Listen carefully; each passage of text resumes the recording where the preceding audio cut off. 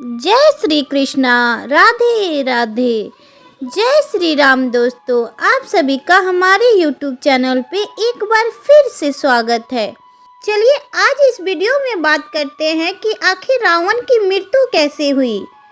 हम सब तो जानते हैं कि भगवान श्री राम ने एक तीर चलाया और रावण की नाभि में जो अमृत कलश था उसे फोड़ दिया, जिससे रावण की मृत्यु हो गई। लेकिन जो रहस्य मैं आपको बताने जा रही हूँ शायद ही आप जानते होंगे।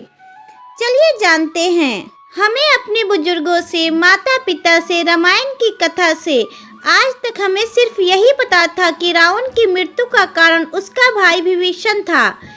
विभीषण ने ही भगवान श्री राम को अपने भाई रावण की मृत्यु का रहस्य बताया था। परंतु वास्तविकता में बहुत कम लोग जानते हैं कि यह कहानी आधी हकीकत है, क्योंकि कहानी का आधा भाग रावण की पत्नी मंदोदरी से जुड़ा हुआ है। रावण सहित उसके दो भाई थे, कुंभकर्ण और विभीषण। उन्होंने वर्मा जी की कठिन तपस्या की थी, उन्हें प्रसन्न किया था, और जब वर्मा जी तीनों भाइयों की कड़ी तपस्या से प्रसन्न होकर उनके सामने प्रकट हुए तो रावण ने वर्मा जी से अमृत तत्व का वरदान मांगा था। अमर तत्व यानी कि रावण कभी भी ना मर सके, हमेशा जीवित रहे। लेकिन वर्मा जी ने रावण के इस वरदान पे असमर्थ जताते हुए कहा था कि ऐसा नहीं हो सकता, मैं तुम्हें अमर तत्व का वरदान नहीं दे सकता।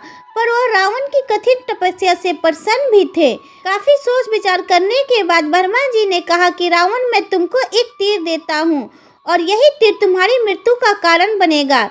इसके अलावा तुम्हें कोई भी अस्त्र शस्त्र या देवी या देवता या राक्षस कोई भी तुम्हें नहीं मार सकता। रावण ने वर्मा जी से वह तीर ले लिया तथा उसने अपने महल में ले जाकर सिंहासन के पास दीवार में चुनवा दिया।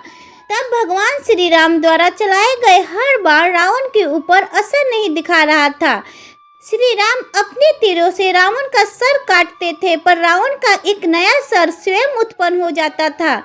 भगवान श्री राम को जब लगने लगा कि रावण का वध कर पाना असंभव है, ठीक उसी समय विभीषण भगवान श्री राम के पास आए और उन्होंने रावण की मृत्यु का रहस्य बताया और कहा कि प्रभु, रावण की नाभि में अमृत का कलश है, जिससे ब्रह्मा देव के विशेष तीर द्वारा ही तोड़ा जा सकता है।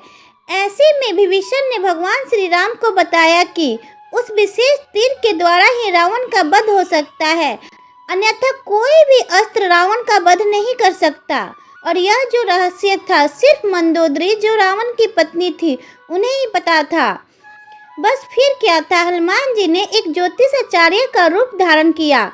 लंका में जाकर वह एक स्थान से दूसरे स्थान में घूमने लगे और वहां के लोगों को, जो लंका के निवासी थे, उन्हें उनका भविष्य बताने लगे। और कुछ ही समय में जो हनुमान रूपी ज्योतिषाचार्य थे, उनके आने का समाचार पूरे लंका में फैल गया कि ज्योतिषाचार्य आए हैं जो सबको अपना भविष्य बता रहे हैं। ये जो समाचार था उसी समय महल में पहुंचा, रावण की पत्नी मंदोदरी तक पहुंचा। अब मंदोदरी सोचने लगी कि एक बार ज्योतिषाचार्य को बुलाए तो सही, देखे तो सही मेरे पतिदेव और मेरा भविष्य क्या है। हनुमान जी रूपी ज्योतिषाचार्य को अपने महल में बुला लिया। हनुमान जी, जो कि ज्योतिषाचार्य के रूप में थे, उन्होंने मंदोदरी को रावण के संबंध में कुछ ऐसी बातें बताई जिन्हें सुनकर मंदोदरी आश्चर्यचकित हो गई। और बातों ही बातों में हनुमान जी ने मंदोदरी को रावण के संबंध में, जो वह ब्रह्मा जी से वरदान के रूप में तीर मिला था, उसके बारे में उन्होंने बता दिया। साथ ही साथ हनुमान जी ने ये भी बताने की कोशिश की कि जहां आपने वो तीर रखा है वह सुरक्षित नहीं है, वह बाण सुरक्षित नहीं है। हनुमान जी चाहते थे कि मंदोदरी किसी भी तरीके से उस बाण का स्थान बता दे। मंदोदरी पहले तो ज्योतिषाचार्य को दिलासा दिलाने की कोशिश करती है कि नहीं, वह तो बहुत ही सुरक्षित जगह पर रखा हुआ है। लेकिन हनुमान जी के बार बार बोलने पे कि नहीं, वह बाण सुरक्षित जगह पर नहीं है, तब मंदोदरी ने बोल दिया कि रावण के सिंहासन के सबसे पास वाले स्तंभ के भीतर दीवार में चुनवाया गया है। ये सुनते ही हनुमान जी अपने असल रूप में आ गए और जल्दी ही वह बाण लेकर भगवान श्री राम के पास पहुंच गए। राम जी ने उसी बाण से फिर रावण के नाभि पर वार किया और इसी तरीके से रावण का वध हुआ। तो दोस्तों, अगर आपको ये जानकारी थोड़ी सी भी अच्छी लगी तो प्लीज़ वीडियो को लाइक कीजिए और इस सनातन चैनल को सब्सक्राइब कीजिए। और वीडियो को यहाँ तक देखने के लिए आप सभी को दिल से धन्यवाद।